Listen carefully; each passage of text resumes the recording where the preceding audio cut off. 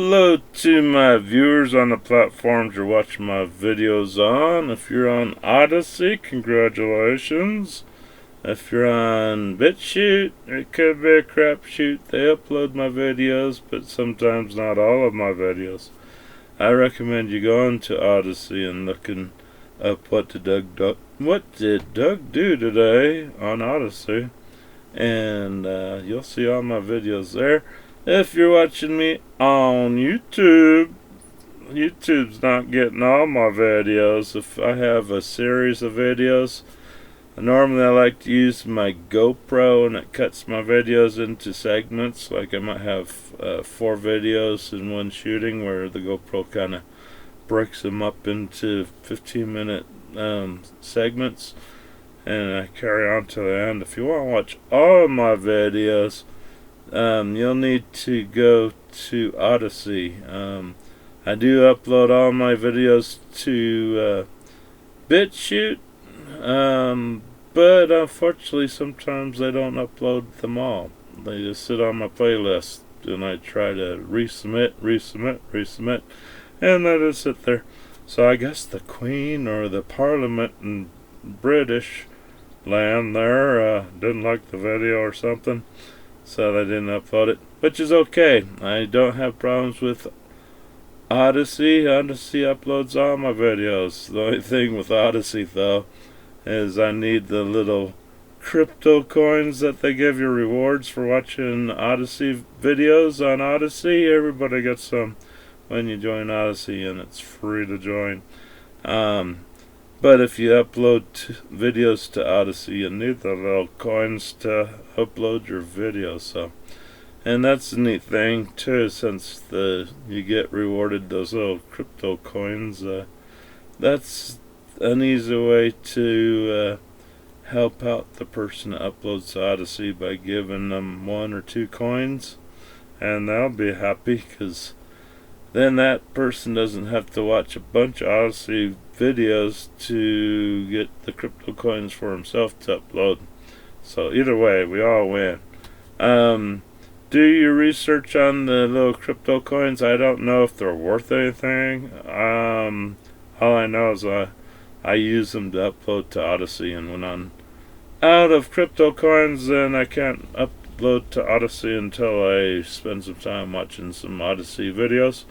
And the good thing about Odyssey, all the favorite YouTube channels you love are most likely on Odyssey now, since YouTube is doing censorship now, and had been screwing your favorite creators out of their money by trying to tag their videos in some way where they can't. YouTube says they can't monetize it. They could, but they just don't want to give up the pennies that the creators were making on YouTube. So either way, today's video's on so you think you'll want to go buy an RV or travel trailer and move your ass right in. Well, that could be good, could be bad, depends on what you are. If you're a family that has a bunch of little kids and a dog and a cat and a wife and a husband, and you have a house, or maybe you're living in an apartment, which I couldn't blame you then, but still, do your research. I'm on YouTube right now. This is my live webcam looking over my chickens right there. I got my own chicken coops. Most RV parks probably wouldn't let you have a chicken coop. Wouldn't let you have a chicken coop or even chickens. I've seen some RVers that don't have coops, but they have the chickens inside the rig. You must like feathers and chicken shit. Chickens are fucking dirty birds. If it's not feathers or poop, it's their dandruff. They all have some kind of I guess feather lube, but it's just like dandruff and it gets everywhere.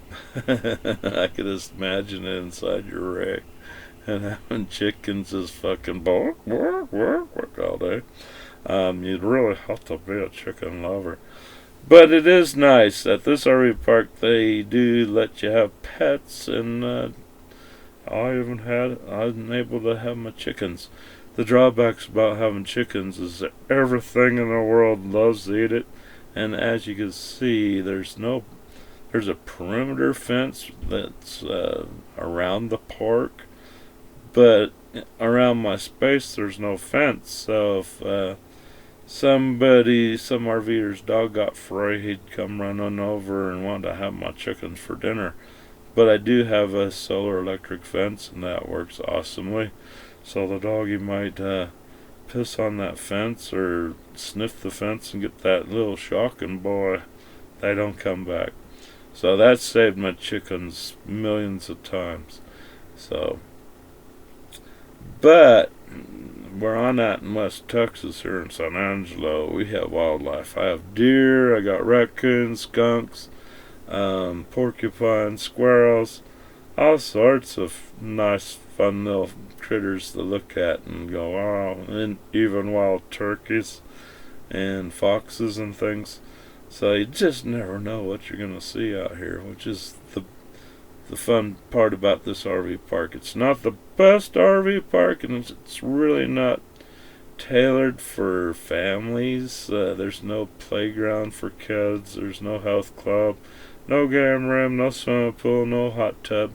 It's your flat, basic RV park. The only neat thing about this RV park, we're out in the county, away from San Angelo, but not far away, where it's hard to get into town to get food or go to a restaurant or go see a movie or enjoy the city. But at night you can get the heck out of the city and be peaceful. And there's a big lake out across the road over the bar. There's a big lake called Lake Nasworthy, and that has some very nice boondocking parks on both sides of the lake, the east and west side of the lake. Boondocking means there's no power, so you have to have a generator if you want to boondock. Hopefully you don't go out and buy a piece of crap loud ass generator that keeps you up all night, because you'll need a generator in the summer out here to run your AC. And that buzzing sound you heard was my LP detector. It's for propane leaks. It's not, I have a leak. I just got through smoking my pipe. My pipe tobacco sets it off. Cigarettes will set it off. Perfume will set it off. A fart will set it off. A dog fart, really. If your dog is sitting next to that LP detector and it farts, have fun chasing down that reset button again. It's like, damn dog.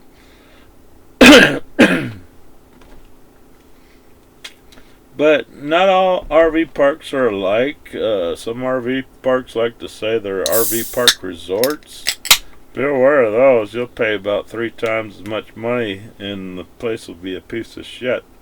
They might have swimming pools and health clubs and things like that, but they probably won't be in a good spot or something, or who knows. But normally if you see a RV park resort, you're going to pay a lot of money for a lot of shit.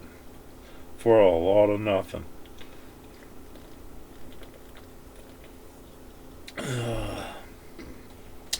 Alright, but yeah, RVs, travel trailers, and motorhomes, and conversion vans, and all those things are very nice. Depends on how much you want to spend for all the niceties. If you're able to do it yourself, I installed my own coax cables, internet router / Wi-Fi router. It's all in one. You can buy those now. Those were pretty awesome. So you can give yourself free Wi-Fi. So if you want to sit outside on a nice day, it's not too hot, not a lot of bugs out, you want to bring your computer outside, You can sit back and enjoy the nice view outside. And that's the easy upgrade. There are TVs and stuff. You can do that yourself. Flat screens if you want. Some RV parks, they offer free Wi-Fi, which is good, but unfortunately when you go to a RV park that has free Wi-Fi, it's probably real fucking slow because everybody's on it and trying to upload to YouTube or whatever your videos of your adventures or whatever you did that day. Could take you through 3 or 4 hours. You feel like you're on dial-up. You're like, darn, this is slow. This RV park offers internet and cable, but you have to go through the cable company to get it. So if you're going to stay at this RV park, you might have to call ahead to the cable company saying, hey, I'm planning to come out to San Angelo on the week of this week and I like to have internet. So you have to pay through that cable company and have them come out and hook you up, and that's a big pain in the butt. Or maybe you upgraded and got your own little RV satellite dish, which is fine, or you could bring along your own if you have a satellite already and have one of those small little truck TV dishes. They work the same. No reason to get you one of those RV satellite systems. It's nice. I'm not a big fan of drilling holes in my roof to install a satellite system, or even installing solar panels on my roof and drilling holes to keep those panels down. If you're cruising down the road and they don't fly off your roof without ripping a hole in your roof and having good leaks. Solar panels are nice. I do have 2 solar dust-on lights that I installed in my rig, which is very nice. They have on-off switches, so when I don't want them, I could turn them off and save the battery life for some other time. But they produce enough light that I don't need my onboard lights turned on at all. So I'm not using up any of my battery is being saved, other than using it for my fridge or my hot water heater. Actually, my hot water heater is propane or shore power. If you're at RV park, we call our power hookup shore power. So if you're at RV park, you usually have 30 amp service or 50 amp service, depending on what your travel trailer or mobile home needs. Most fifth wheels and motorhomes need 50 amps, and that could bite you in the butt. A lot of RV parks, I think they've been upgrading them as soon as they can, but doing a 50 amp service, a split system where you could offer them 30 amp or 50 at the same spot, that gets a little expensive. And if it's an older RV park that really didn't upgrade that nice service to give you the option of 50 or 30 amp service, and you're only stuck with 30 amp and you need a 50 amp, you could still plug into a 30 amp service when your rig is needing 50. The only difference between my travel trailer, which is a bumper pole, compared to a fifth wheel, which has that semi hitch, and a big old motor home that needs 50 amps. The motorhomes and fifth wheels usually have 2 AC units, so that's why you need the 50 amps. My rig's a 30 amp service because it's a bumper pole trailer, and I only have one AC unit. So it's nice with the fifth wheel to have that 50 amp power. That gives you a little bit more stuff that you could plug in a little bit until you turn on your both ACs.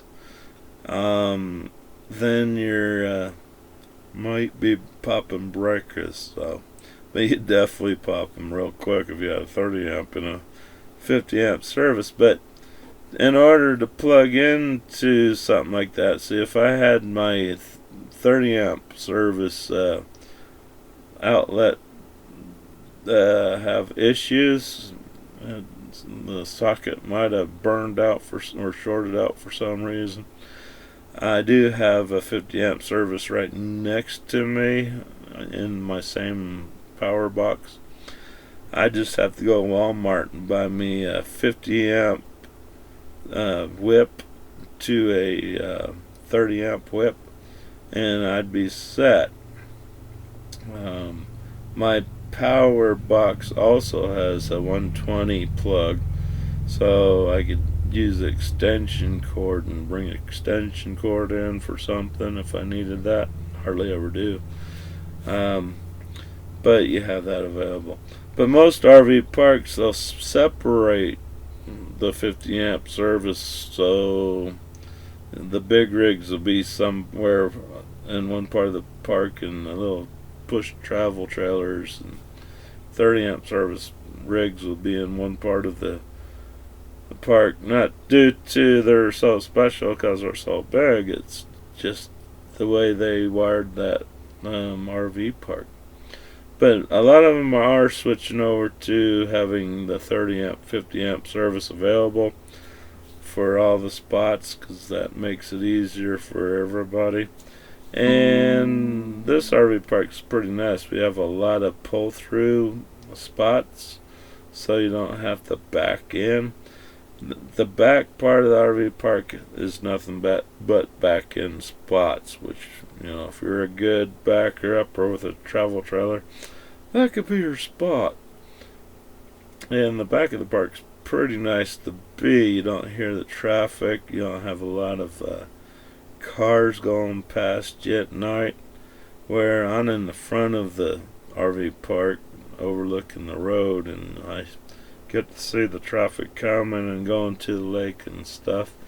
Plus other traffic that's coming into the park and driving by, kind of giving me the old stink eye. But it's no big deal to me. So, but if you don't like that kind of crap, the back part of the RV park would be for you.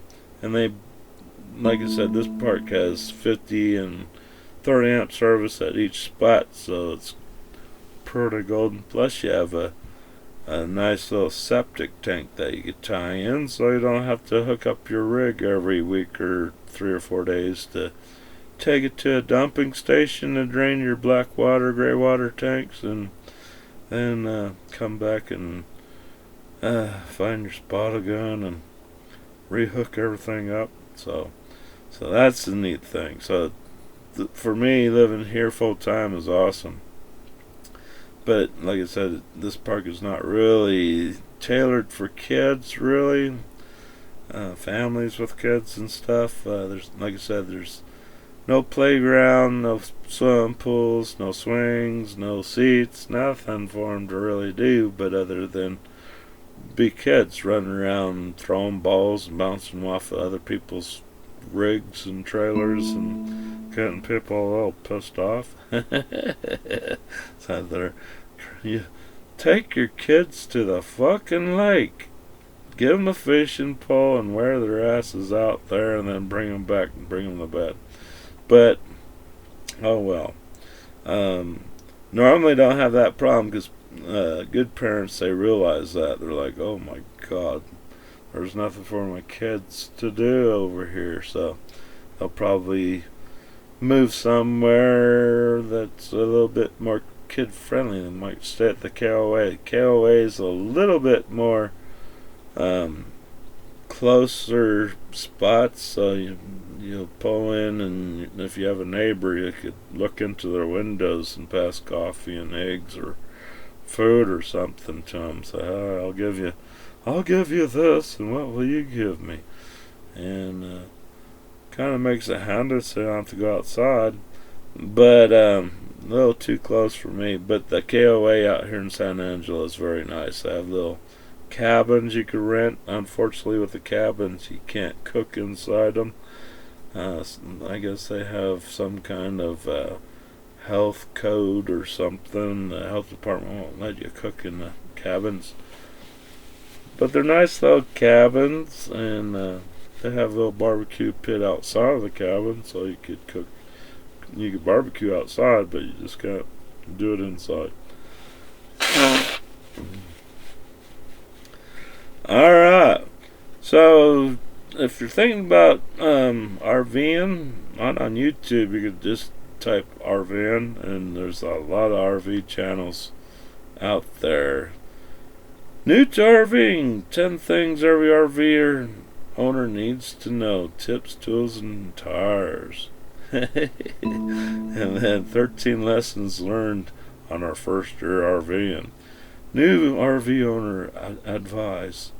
Yeah, unfortunately, if you're full time, and this is a luxury, being able to sit there and wash your outside the rig, and you need to do that because if you're full time RVing, weather is pretty tough on your sides. The sun doesn't forgive; it just cooks and cooks and cooks, and then trying to wax all that, you'll have a workout. So, but yeah, see, there's a big old motorhome there. 9 things you need to know to stop doing while RVing in 2021. Is RV life dangerous? 6 frightening encounters while full-time RVing. Boondocking in a travel trailer or a motorhome or fifth wheel can be very dangerous. Depends on where you're at. You should have some kind of protection with you. If you think you want to buy a travel trailer and just live off the side of the road, good luck. The cops will shoot you somewhere. Even Walmart is starting to say, hell no, fuck no. We see what you fucking people are doing or did. You're a bunch of fucking deadbeat pigs, and making our parking lots look like a fucking third world nation with your trash and your fucking drugs and alcohol and just crappy shit everywhere. Fuck that. Go find another place to go. Even Target. It's getting a little bit tougher to try to live in a travel trailer or a motorhome in city limits. A lot of people are just saying, oh hell no. Oh hell no. Living in a van would be a fucking living hell for you, especially if you have a kid and a wife and a husband doing. Yeah, we'll live in this van.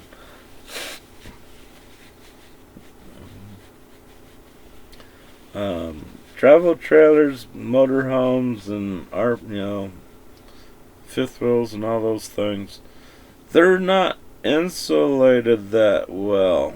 They're not made for snow unless you went and bought one from up north where it snows, and the company's located up north, and you bought a Four Seasons travel trailer where the manufacturer realized, hey, we need to insulate these rigs real good so these people don't have a piece of shit in their first year when winter hits.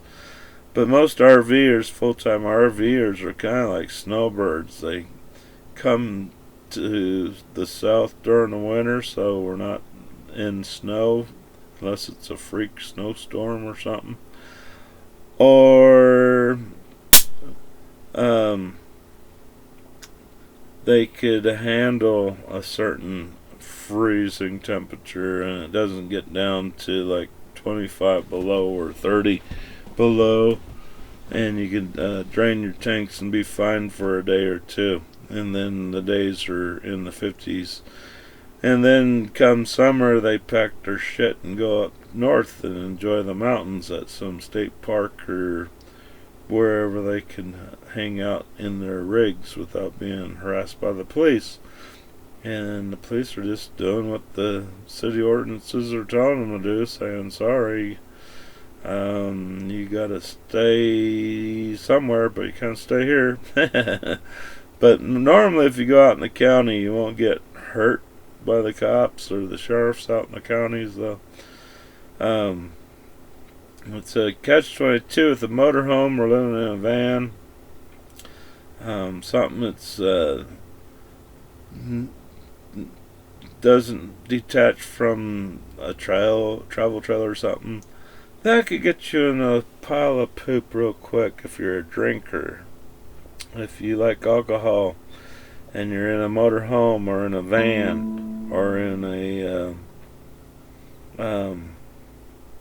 anything that's not detachable, kind of like I said, motorhome or a van, and you like alcohol. So one night you find a nice little spot that's pretty, you watch the sunset and you'll enjoy the night stars, but it's close to the highway. You'll have a state trooper might pull up and see what's going on, just checking on you, kind of going, that's pretty weird. It's kind of looking like you're set up camp for a day or two, and you've been drinking and your keys are in your ignition. You could probably get yourself in trouble. Compared to if you're in a push travel trailer or fifth wheel and your keys are locked up in your rig with you, not in the no way are you going to start driving situation. And if a cop knocks at your door, you'll be okay. You'll be alright then. But if you're, like I said, in a van or a motorhome where you kept your keys in the ignition, just saying, oh, that's a good spot for them, and let's have our drinks now, that could get you in trouble. I'm not a big fan of motorhomes. They're awesome. I like them, but I'm not a fan of them because you're limited where you could go. You can't take a big old motorhome or even a big one of those big bus conversions, like it looks like a Greyhound bus converted into a motorhome on dirt roads, especially if they got big ruts in the roads, because motorhomes, they are low profile vehicles to the ground, really easy to get high centered and stuck. And if you're on a dirt road out in the boonies, I hope you got a shovel. Hope you have a shovel, because getting a tow truck to come pull you out, that's gonna cost you some money. So it's like, oh shit. But travel trailers, they're mostly pretty high off the ground. You'd have to have some pretty deep ruts to worry about it. But I'm not gonna say you can't get stuck. You probably rip your travel trailer little platform, the tongue. They have a little landing gear on your front of the rig. That little platform could probably get ripped right off your damn trailer from hitting a whoop-de-doo dip in the road or something, or maybe a trench was going across the road and your truck bounced in and out, and your trailer behind you bounced in and out, but your tongue didn't make it. That little stabilizer, when you get parked, you gotta have that little tongue out front to level down, so you could level your rig out if you want to disconnect from your vehicle. You can lose that in dirt road pretty easy by having some kind of major dip where your truck goes down and then comes back up steep, and then your travel trailer hits that and comes up steep and scrapes out of that little divot. Like, oh shit. Oh crap. But yeah, you tried that with a motor home, you'd be high centered and stuck and pissed, going, oh, where are we gonna go now? Alright. So yeah, here's another one. Is RV life dangerous? 6 frightening encounters. Turn test drive of a 2007 Pre-Vista the Father Light Coach. Again, they're very nice. The wood is usually crap wood in these damn rigs. They make it out particle board with some kind of sticker wood covering. It's just a real piece of crap vinyl sticker of wood. So they pretend, oh yeah, it's pure oak. Pure oak wood chips with oak laminate. It's not even laminate, it's probably a sticker. So yeah, cabinets and crap. They look nice, but it's most likely laminate particle board with fucking sticker wood laminate over it or something. And with particle board, if you're in humidity spots, your cabinets are just gonna fucking get soggy and fall apart on you. Like, oh fuck, my doors fell off. Oh hell, my cabinets is split.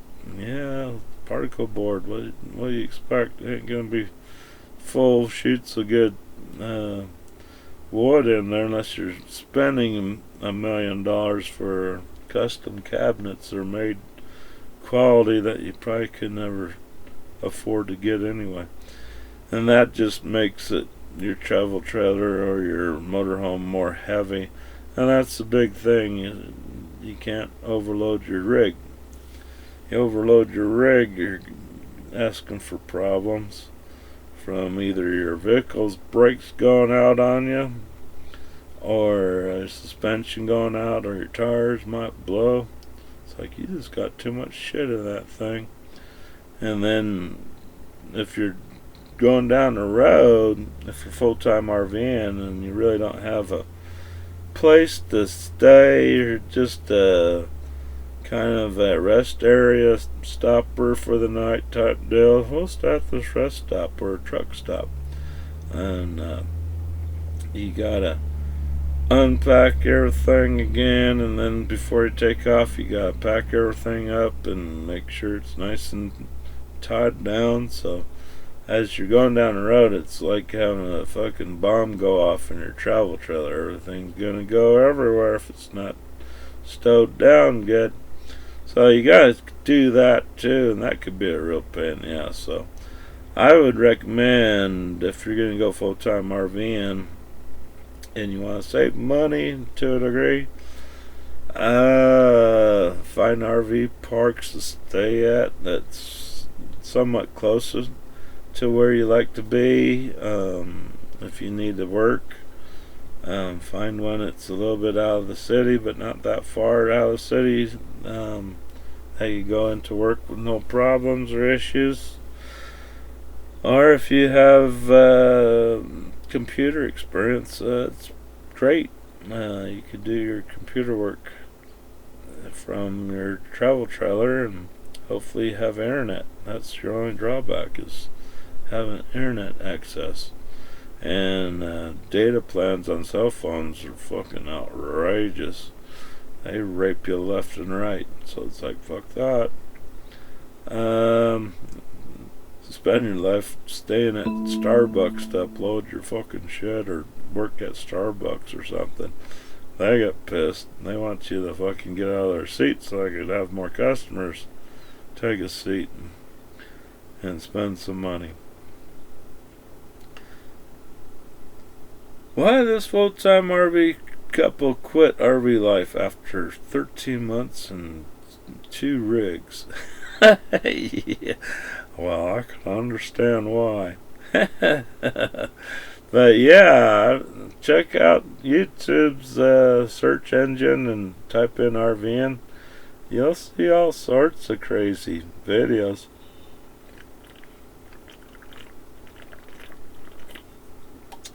One thing you gotta do too, when you knock on a fellow RVer's door, like if you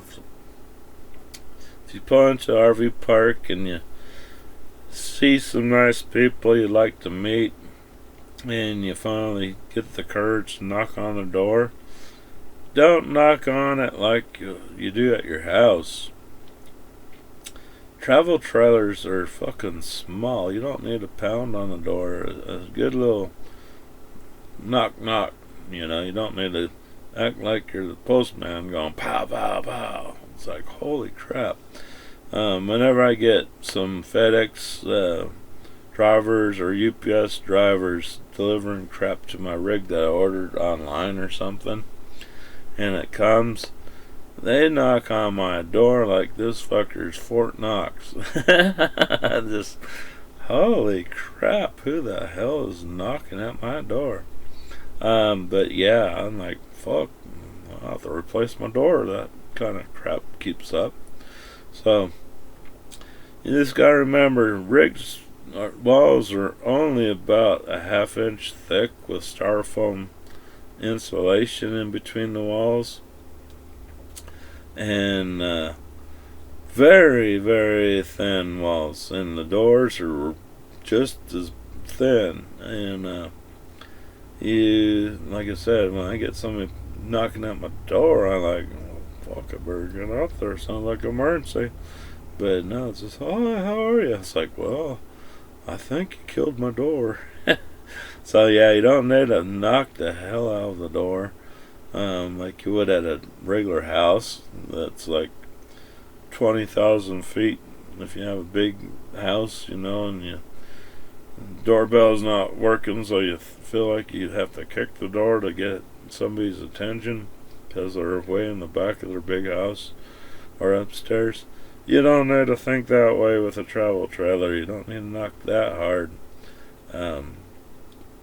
Most likely the person might be at the dinner table and the door's just probably 2 feet behind them. They're like, what the hell? Thank you. 6 months of RV living, and why are we pissed? He's probably a farter. But no, I could see if these people had 3 or 4 kids and there's a couple and they think they're gonna live in a fifth wheel without getting pissed, good luck. That's a new level of hell you'll experience. You'll probably be able to sit back 10 years from now when you finally decide you need to buy a house. I need a house. This travel trailer circus lifestyle is too fucking insane. You'll have some fun family chats. Mom, you remember when we lived in that piece of shit travel trailer? Boy, do we. But yeah. No, your first mistake is if you want to do full-time RVing and you have a house, you own a house, and you think you're going to go sell your house to buy a nice, fancy, brand new rig? Oh, you just fucked yourself right there. If I owned a house and wanted to go full-time RVing, that's fine, but I wouldn't sell my house. I would be calling all my relatives and say, hey, I need a renter. Are you looking to move over here? If you want to move into my house and rent it from me, this is what I want for rent, just to cover the mortgage or whatever. And that would come in handy. And then when something went major wrong with your full-time RVing expenses and shit, you could come back to your house and kick your relative out. Or hopefully you're able to maybe lease your house to a bed and B or bed and V or whatever they are. They used to be called bed and B, bed and breakfast places, but they don't. The other ones, they don't have anybody living in the house to serve you as a servant, giving you dinners and breakfasts and all that crap. The other one says, you do all that shit, we just offer you my house to stay in for a day or two or a week or a month or how long you want to just stay there for a big fee. And maybe you could get into that, at least lock in your house in a bed and V for a year while you went full-time RVing and got some experience in exploring the world a little bit. And then you got to come back to your house and hopefully it'll be in one piece and carry on. So, well, that was fun. But I am a big fan of people buying travel trailers. They are awesome. I wish the cities wouldn't be dickheads. There's a lot of fucking homeowner associations and a lot of cities that won't let you have a travel trailer in your backyard or on the side of your house. You gotta go store them at some self-storage place that's big enough to handle your rig. But yeah, if your cities and your homeowner associations wouldn't be dickheads, having a travel trailer in your backyard where nobody's gonna see it, then other than your neighbor might see your roof line or something. And they shouldn't be bitching about that. They're just jealous because I can't get one. They make good little emergency quarters for overnight guests that stop by or stop in town, need a place to stay. Say, hey, I got a nice little travel trailer. You'll have your own little private spot.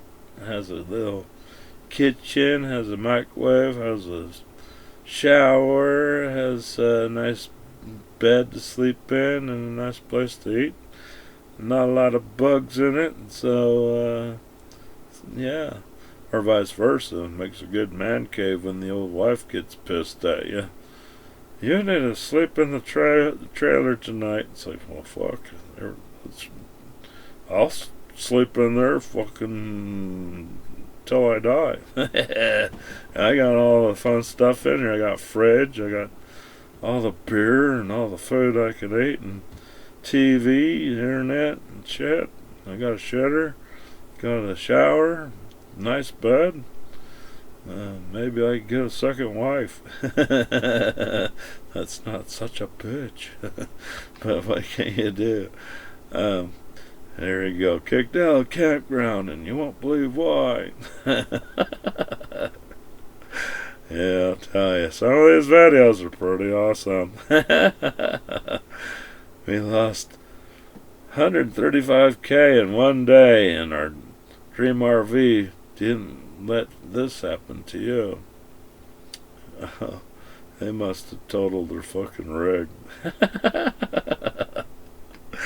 Yeah, your venture starts when you fucking tie up your bumper to your rig and go down the road. Look at that. That's what I'm talking about. Go off road into a fucking dirt road and you do a little dippy-doo, and the back end of your trailer drags on the ground and rips your fucking bottom out of your fucking trailer. We got new air conditioning. And then if you go through if you go under a underpass that's too low, you don't have an AC anymore because you just swiped it off your fucking roof. And maybe gave the car behind you a fucking scare from hell. Like, oh my god. The epic fail destroyed my RV in North Carolina, and how it happened. Perseverance prevailed. Episode 5. 6 pricey RV items worth every cent. Yeah, with travel trailers, you could buy some nice. I like to do RV reviews on the trap that I buy. I buy a lot of solar lights for outside that are motion lights, and I have dusted on lights that come on when the sun goes down and stay on for at least 10 hours, and that's long enough for me, and I'm happy with it.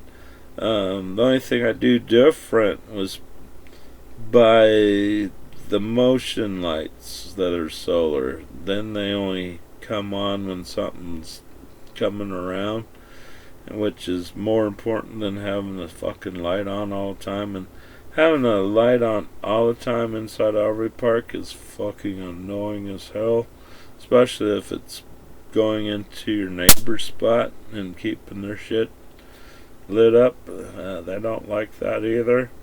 That annoys me more too with their fucking cars. You might have a car parked behind you, or a truck or something parked behind you, and they'll jump in their truck and start it. And I understand, my car has automatic headlights. When my ignition comes on, my headlights come on, and I can't fucking do anything about it.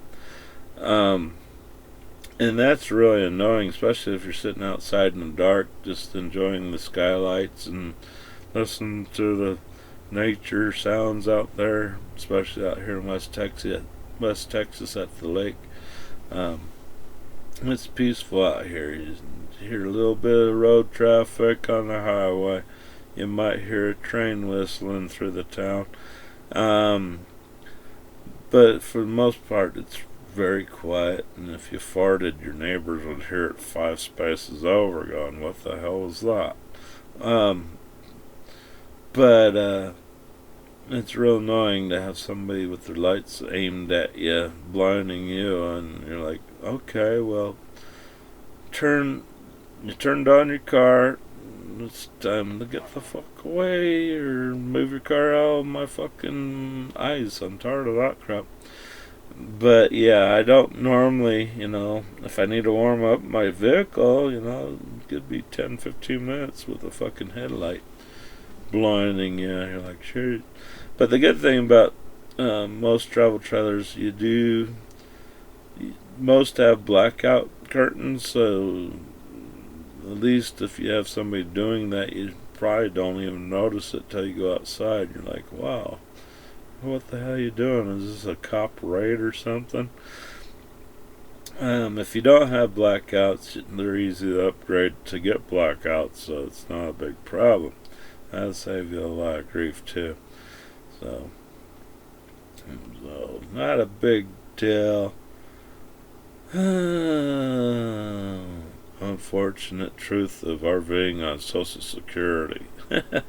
Well, a lot of people do it. And, you don't need to spend $1 billion to full-time RV every month. Like I said, I found a reasonable RV park that lets you stay as long as your fucking check doesn't bounce. So, and it's in an awesome location, just not a great RV park. Safety-wise, it's pretty good. Haven't had any theft issues, but you just never know who's gonna pull in. You could have an axe murderer pull in. Who cares? Who knows? Until you're out there screaming, "Oh, fucking axe murderer!" Thank you. Nice to meet you. Gotta go. But yeah, that's the drawback about RV parks, is you don't know who your neighbor really is.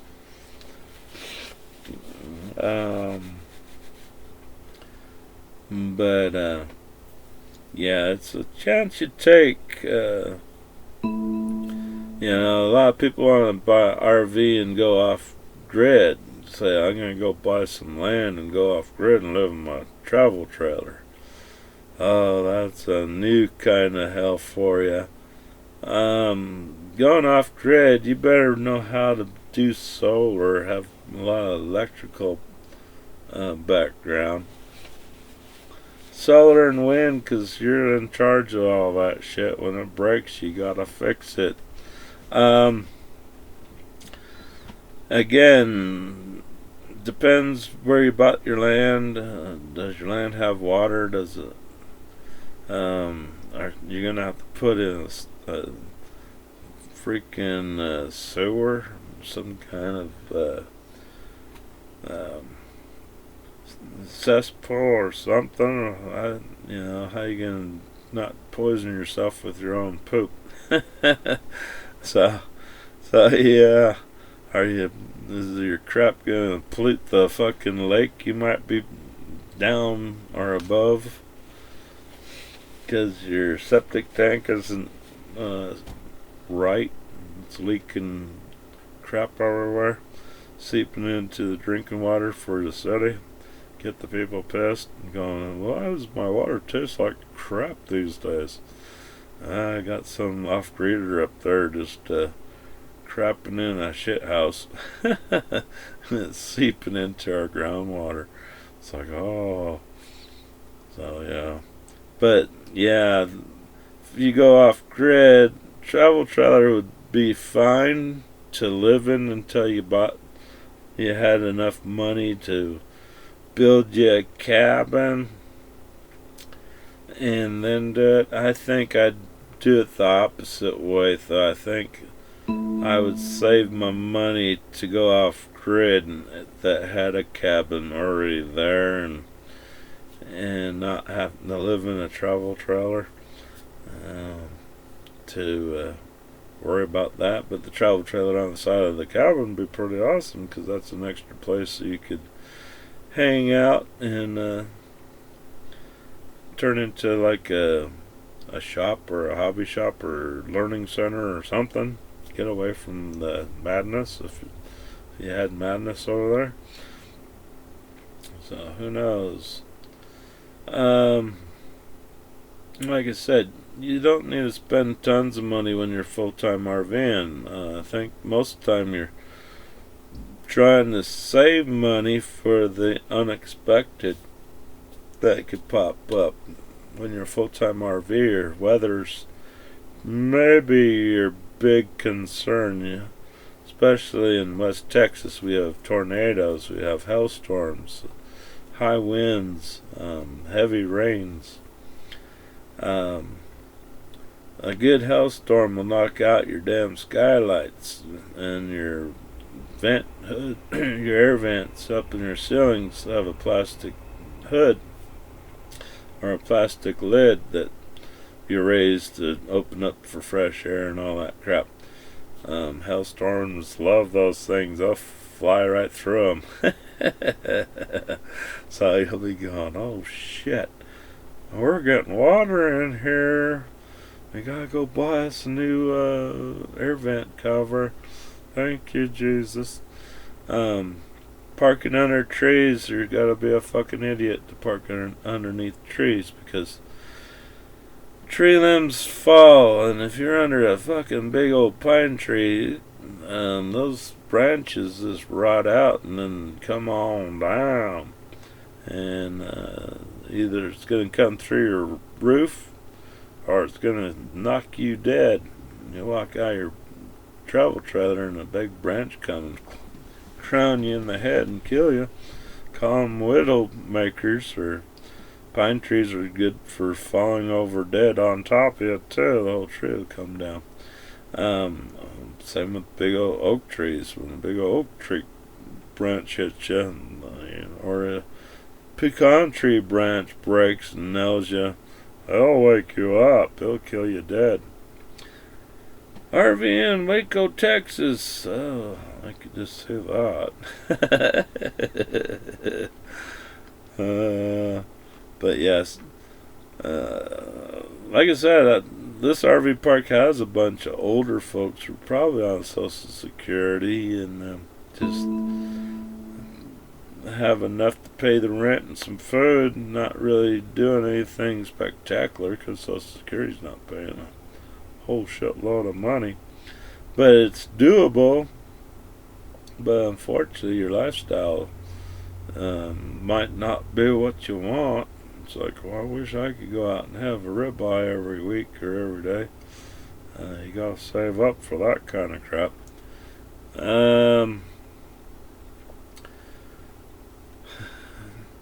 Not what we planned at Walmart sleepover. They took our RV and hot spring let down. And hot spring let down.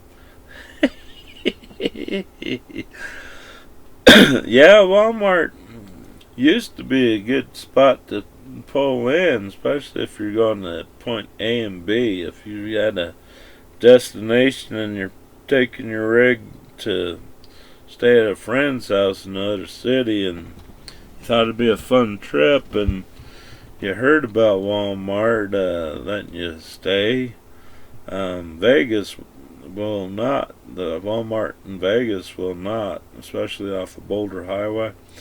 There's too many RV parks off of Boulder Highway, and they want your money, and they'll be damned if they're gonna let Walmart let a bunch of yahoos camp out in the Walmart parking lot. So the Vegas police will shoo you out of Walmart, and actually Walmart will fucking shoo you out. And they'll say,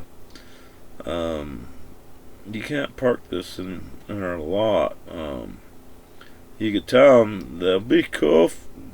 They'll tag your vehicle. They'll say, okay, because you told them you're going to go in and buy something, which is probably what you normally would have done anyway. You would have went in Walmart and bought some food, snacks, and things for your road trip in the morning and get the hell out of there. And they'll let you do that, but you better not take fucking 10 hours or you might have your fucking rig towed out. So, and Vegas is a fuck place for a travel trailer. There's one little RV park, but it's a real shithole RV park. It's called Kings Row off of Boulder, heading more into the town a little bit. Looks like a $2 whorehouse. They have a little hotel on site. Looks like a $2 whorehouse, and they have RV spots available. You gotta pay for your electric there. That kind of sucked, but the rent was cheap.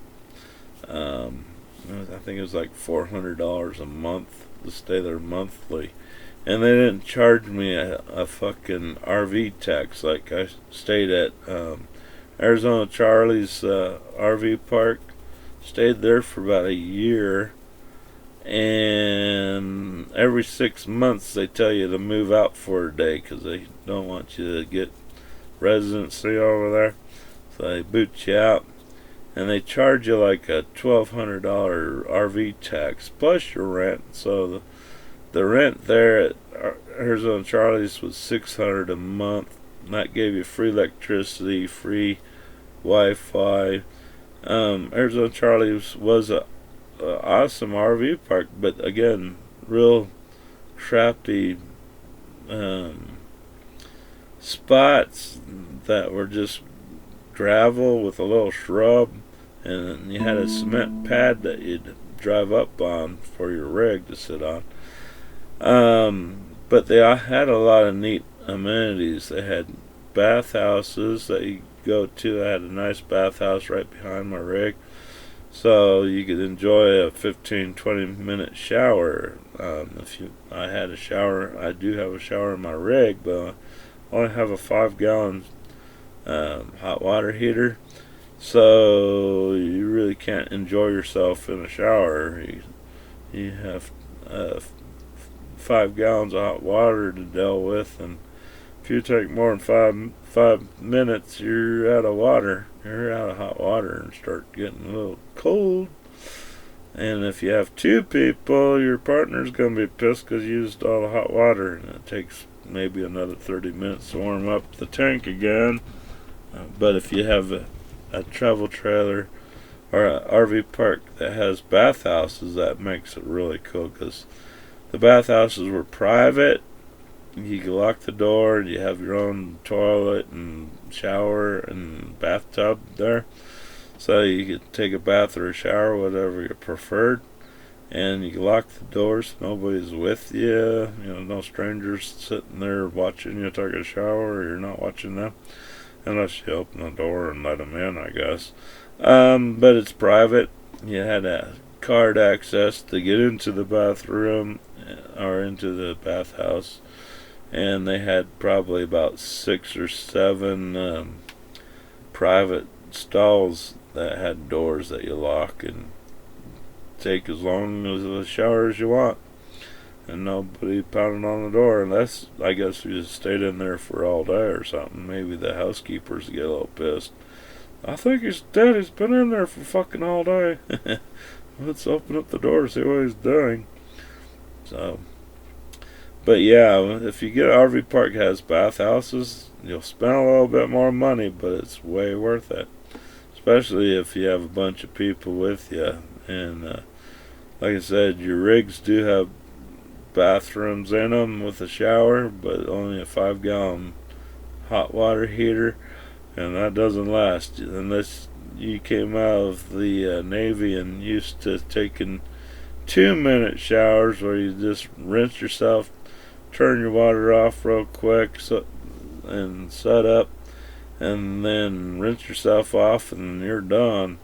If that's the kind of shower you like, you'll like RV baths then. But again, you have to have power or propane to have your hot water. Government bans camping on public land. Why RV living full time? Yeah, public lands, I've heard. Even Arizona's a bitch. Driving through Arizona, all the rest stops are all closed. Not even just closed, they're barricaded, so you can't even go into the rest areas.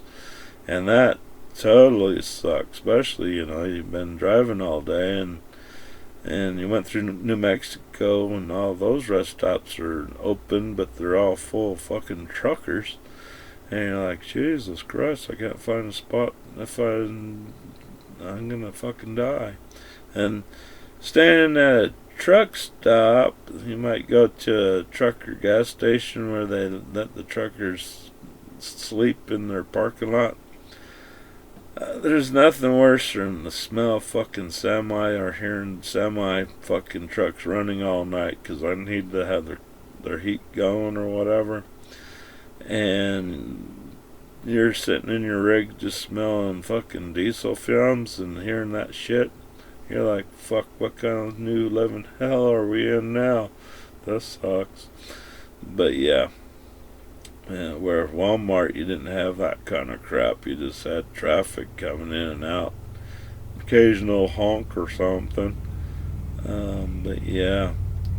So, I recommend everybody, like I said, to part-time RV, which is awesome. You'll have a good place to stay if you don't have that crap happen to you. Like I said, your adventures start when you first tie your bumper to your travel trailer and start driving it down the road. And if you're into customizing, you could buy an older vehicle and you want to customize your rig to make it like home sweet home. Get porcelain toilets, put tiles, ceramic tile on your walls, wood floors or ceramic tiles on the floors, making it look like $1 million travel trailer. Good luck. There's a reason why travel trailers don't have that shit. The road is like a fucking bomb going off in your travel trailer. Every bounce, every dip, every bump, your walls kind of bow shake. Your floor jumps up and down. And what do tiles do when that kind of crap happens? In an earthquake? That shit flies right off the wall, doesn't it? What happens to your porcelain toilet? That lid fucking either crashes on the floor and busts, or it might bust your toilet and bust the lid at the same time. So all that shit is awesome. It does make a travel trailer look fucking sweet. But that kind of shit would be like if you were able to have your travel trailer full time in the backyard of your house and used it for a guest quarters or a man cave or a woman cave. You get tired of the wife, throw her into the travel trailer. You stay in your woman cave, woman. I'll get you when I want you. So yeah, I wouldn't recommend you doing that shit for a road travel trailer, because your first destination when you get there, or when you decide to go in the back to take a lunch break or something, it's a rest area, hon, and we'll cook you a nice little dinner or something. And you open your door and you see the fucking chaos and the tiles everywhere. Make a video. I'd like to see your face. It would be priceless. And it would make a good YouTube video. Alright. Well, that's my scope on full-time RVing. If you have any questions, feel free to ask, and I will tell. We'll talk to you later. And you can see it's already dark out here in West Texas. We'll talk to you later. Thanks for watching, everybody. Bye-bye.